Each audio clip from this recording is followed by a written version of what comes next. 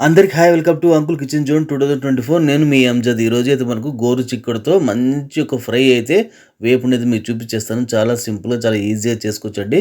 చాలా టేస్టీగా ఉంటుంది. ఇది అన్నంలో కానీ చపాతీలో కానీ పుల్కాలో కానీ మంచి కాంబినేషన్. టేస్ట్ అయితే అద్దరిపోతుంది. చాలా సింపుల్గా చేసుకోవచ్చు.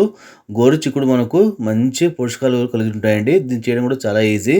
దీంట్లో ఏం కావాలంటే ఒక గుప్పెడు చెనిగ్గింజలు, ఒక 4 ఎండుమిరపకాయలు ఇలాగా ఫ్రై చేసుకుందాము. ఒక 2 నిమిషాలు పక్కన పెట్టేసి స్టవ్ మీద కడాయి పెట్టి 2 చెంచాల నూనె పోసుకొని అందులో ఒక హాఫ్ స్పూన్ ఉదిపు ఆవాలు వేసుకొని అది చిటపటలాడేంత వరకు మనము ఫ్రై చేసుకుని ఒక పెద్ద సైజు ఎర్రగడ్డను చిన్న ముక్కలుగా కోసుకొని మనం వేసుకుందాము. ఎర్రగడ్డలు ఒక పెద్ద సైజు ఎర్రగడ్డ సరిపోతుందండి. నేను గోరుచిక్కుడు అయితే 1/2 కేజీ తీసుకున్నాను. మనకు ఎర్రగడ్డలు రంగు మారి మెత్తబడేంత వరకు ఫ్రై చేసుకుందాము. అలాగే దీంట్లో ఒక రెమ్మ కరివేపాకును వేసుకుందాము. కరివేపాకు వేసిన తర్వాత ఒక 2 నిమిషాలు అలాగా మనము ఎర్రగడ్డలతో పాటు బాగా వాడ్చుకోవాలి.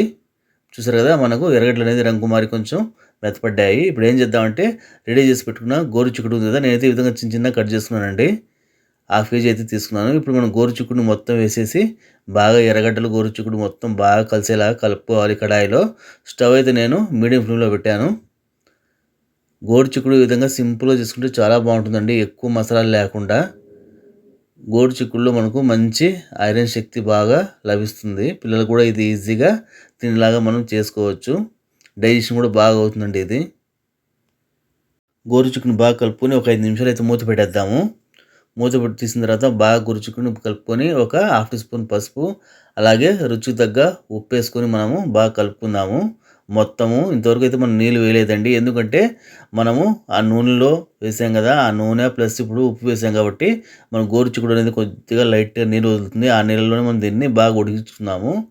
బాగా మగ్గుతాయి కూడా. మళ్ళీ ఒక 5 నిమిషాలు మూత పెట్టేద్దాము. స్టవ్ అయితే నేను లో ఫ్లేమ్ పెట్టాను. ఇప్పుడు మళ్ళీ ఇంకోసారి మూత తీసి బాగా కలుపుకుందామండి. ఇప్పుడే మనకు 50% అయితే గోరుచిక్కుడు బాగా ఉడికింది. ఇప్పుడు ఏం చేద్దామంటే కొద్దిగా నీళ్ళు అయితే వేసుకుందాము, ఎందుకంటే గోరుచిక్కుడు మనకు కొంచెం గట్టిగా ఉంటుంది కదా, అది కొంచెం ఉడకడానికి.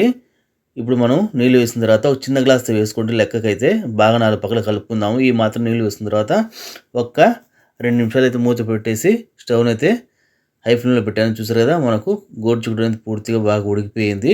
ఇంకా మనకు నీళ్ళు ఉన్నాయి కాబట్టి చూసారు కదా, మనం వేసిన నీళ్ళు అలాగే గోరుచిక్కుడులో వదిలిన నీళ్ళు కూడా ఉంటాయి కాబట్టి అవి మొత్తం ఇంకేలాగా బాగా కలుపుకుందాము. ఆ లోపల ఏం చేద్దాం అంటే మనం రెడీ చేసి పెట్టుకున్న 4 ఎండుమిరపకాయలు, ఒక గుప్పెడు శనగింజలు వేసి మిక్సీ పట్టుకుందాం. ఫస్ట్ ఈ 2 మిక్సీ పట్టుకొని పొడి పొడిగా వస్తుంది. తర్వాత ఒక 10 తెల్లగడ్డ పాయలు వేసుకొని మిక్సీ పట్టుకుంటే మనకు మసాలా అనేది రెడీ అయిపోయింది. చాలా సింపుల్గా చాలా ఈజీగా చేసుకోవచ్చండి. ఇప్పుడు చూసారు కదా, మనకు నీళ్ళు అనేది బాగా గోరుచిక్కుడులో ఇంకిపోయాయి.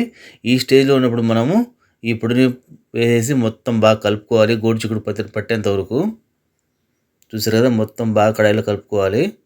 టేస్ట్ అయితే చాలా బాగుంటుందండి. చాలా సింపుల్గా చేసుకొచ్చేది మన గోరుచిక్కుడు అయితే సింపుల్గా ఈజీగా రెడీ అయిపోయింది. Thank you. Subscribe me, like me, share me.